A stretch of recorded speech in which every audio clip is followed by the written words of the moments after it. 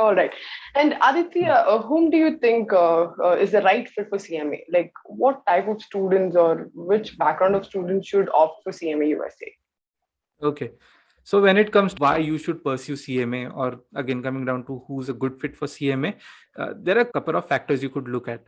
Starting with, it's your passion and aspiration for a career in management accounting or financial management. Secondly, what are your plans ahead? I mean, 5 years down the line, 10 years down the line, are you planning to become an SME, which is subject matter expert, or you want to delve into general management? Third thing, what's your career background? Let's say if you are MBA finance, let's say if you are BCom, I think CMA is a great complement for both the degrees. When it comes to BCom, even for me, our curriculum was designed by Pune University, which is constrained to our Indian context. But when you have a degree that has a global context, you have to go ahead and go beyond Indian standards. You get to learn IFRS, you get to learn US GAAP, and the presence of MNCs in India make it actually more lucrative to engage with all the global standards, knowing all the global standards.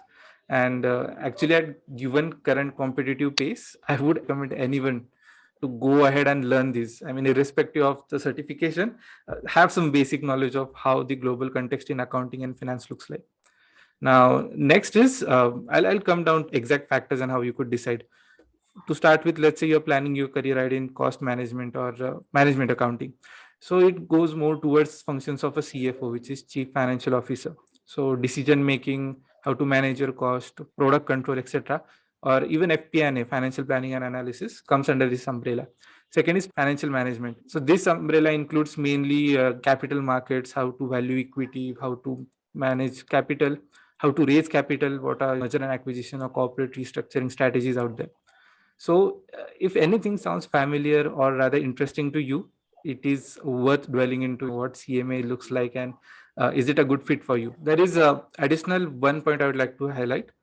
A lot of students have seen that they drop out of CA, CS, or CMA post their second level or IPCC or intermediate level, and now they are planning to figure out what's the plan B ahead. And a lot of confusion is out there because you have invested a lot of time into learning some concepts.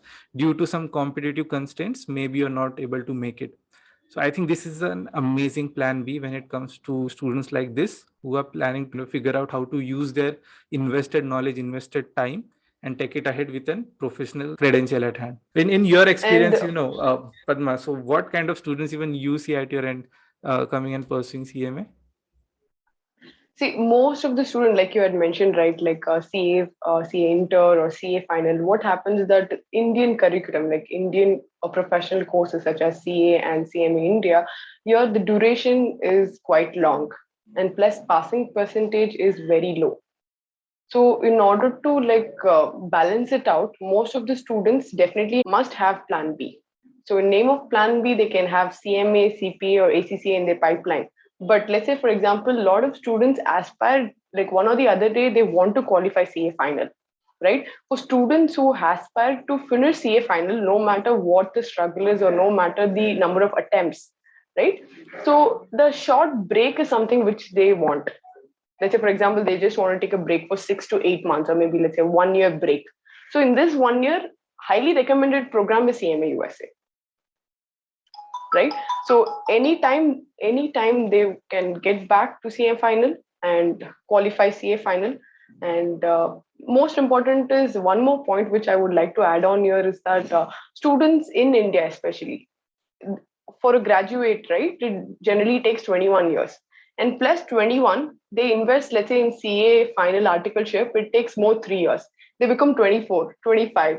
All right. So here, what happens is that they can they can be qualified CA final. They can add on CMA. They can add on CPA. But what's more important is the practical work experience, which most of the students forget. They just want to add on degrees, but they just forget of the practical work experience. In the end of the day, right, what matters is that work experience matters a lot. Degree, definitely, to climb the corporate ladder, degree is must. But what's more important is work experience. So best thing advisable is after CA Inter, all right, after once results are out or maybe before the results are coming out, just take up this short term program. And once you qualify CMA USA, right? And that gives you a lot of confidence to go ahead, test out your work experience in Big Fours or Fortune 500 companies. And plus, it gives you the timeline to get back to CA final. Sounds good. Bag of money, know I gotta have it. Savage, but I'm still a gentleman in Cali. Looking for the